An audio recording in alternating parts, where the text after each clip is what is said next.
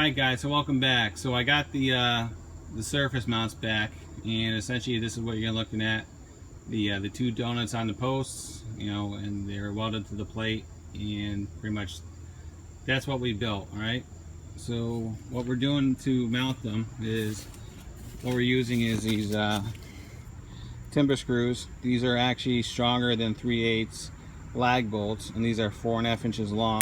Again, the timber is 5.5 by 5.5, and what we're doing is we're just going through the 4 holes, and we're leveling it off with some washers, because if you look, they use a lot of weld on it, and some of these plates did warp, so they're not sitting exactly flat, but we're able to compensate by using some washers and checking for level, and then sinking it down. So the donuts are just held in by some self-tapping screws on both sides. Then you go all the way up, right, on both sides. So what I'm doing right now is I'm setting the end post first, and what I did is I cut it to length. I cut approximately 3 feet off of it, which represents the section that would go on the ground. And I have the end cap on it, or the post cap. And what I did is I set that on the surface mount first to make sure it wasn't going to interfere with the edge of the garage. So now that it's leveled off, I'm going to go ahead and put it on the surface mount and see how it looks being plumbed. Well, let me first apologize, because I had essentially all the footage of putting up the posts and leveling them off and everything else, and I was all set to go, and then an update came through my iPhone, and for whatever reason it blew pretty much everything that I had filmed out.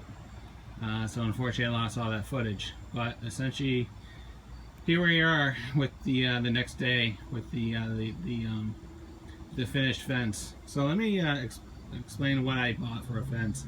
This is a 6-foot fence, 5-inch posts, tongue and groove with separate pickets.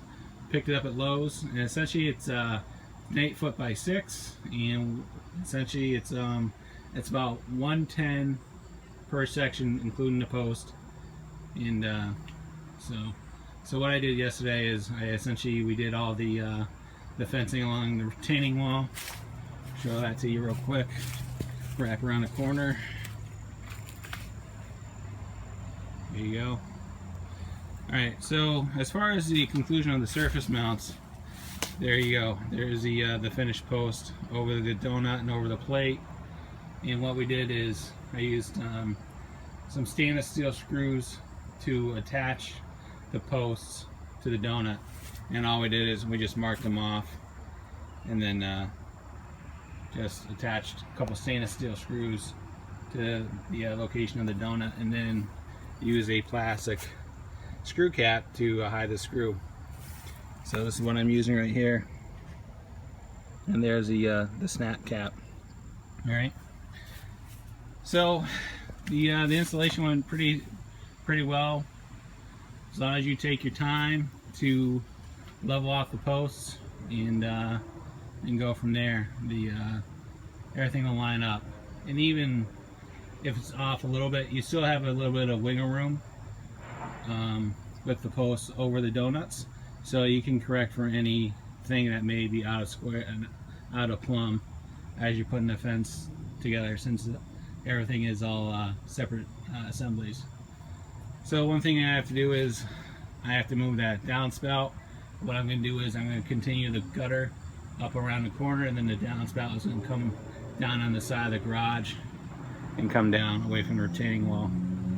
So, alright guys, so essentially that's it.